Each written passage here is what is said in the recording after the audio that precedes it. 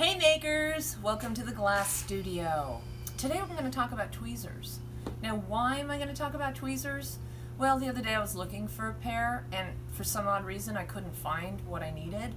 And I said that's impossible because I have more tweezers than most people should have. I'm not a hoarder. And I said let's gather up the tweezers that I have, and the variety is astounding, but they all have purpose. At least I think they do, because there are still a few pairs that I'm like, what did I get these for? So let's start out with some giant tweezers and some tiny tweezers and some things that I made using tweezers. You sick of tweezers yet? So my little fish got pinched. Could have been with these because, nope, couldn't have been with those. It's with a serrated edge, right? I mean, really, how many different things can we find in tweezers, right? I need to squish something, but I don't want little ridges. There's a plain pair.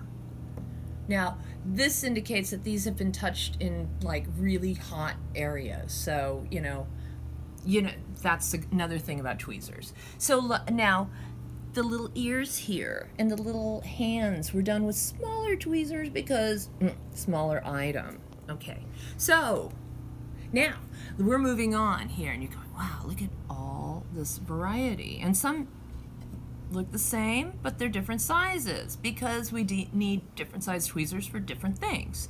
These have a shovel. These are bead tweezers. So you're scooping beads, and you would use these to help you knot. These don't leave a mark. Isn't that nice? Not that any of these will, well, some of them will. I like these happen to be some of my favorite for bead making because I can get really precise. So, you know, I'm a glass bead maker, and I always have to think about, you know, using stuff for that. Speaking of glass bead making, we can travel on over here and we see some specific styles of tweezers. I am so grateful for the people that will weld these things on so that I can get a greater variety of tweezers. I'm not obsessed. These are mashers, so I've got a rectangular bead there, and they help make that. Also, while I'm working on a disc bead, I will work on squishing a little bit to even out maybe some uneven areas. Got a leaf here. Look at that.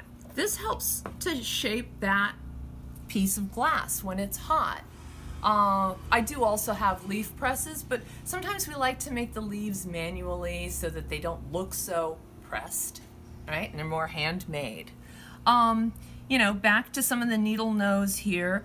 A variety of tweezer. It's a holder of sorts. They come apart and they do this kind of thing, but you jam in a little wedge, and this is so that when you're grinding some metal, you don't burn yourself, because that's going to get hot. All right, just for, you know, giggles, I dropped in the glass blowing tweezers. We've got the Carlo Donne, which are the lovely Italian pair, and some Jim Moores that are made in the US, and a very wonderful pair of tweezers. Okay, back to bead making, since that's something that I do all the time. These are great because you gotta press to release. So for holding a strip of glass, because you don't always want to hold it with your fingers because a flame comes at you. But we talk from experience there. And the similar notion is here for these jewelry making tweezers. We got them on a stand. This one is wonderful because you get different heights. So it depends on where everything is. I can solder there. I can solder there by having these held as helping hands. They're similar to the alligator clip ones, but the adjustable nature of these is very, very helpful. And, you know, I teach, so I have repeats. Now, let's go back here. These are very interesting. They help create holes when you're making glass and you're working off mandrel. A mandrel is a tool that creates a hole in a bead. Borosilicate glass, a lot of times we don't make things like that.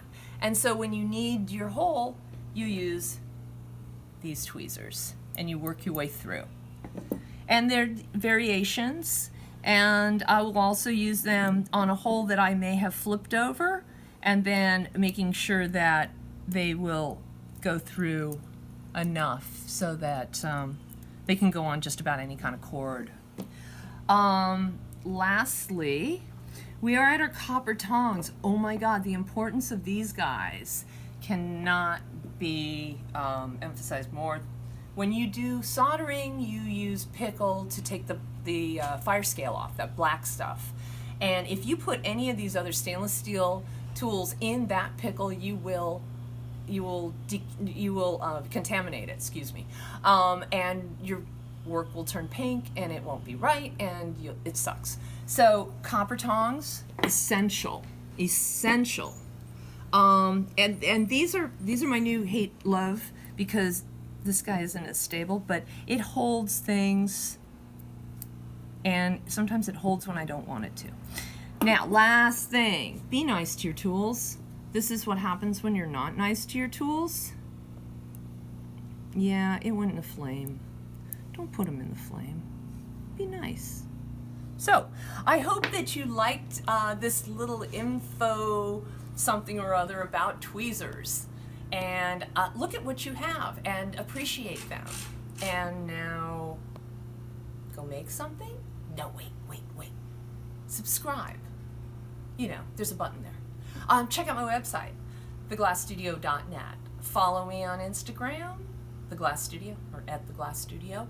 And now I think you can go make something. So go make something. Thanks.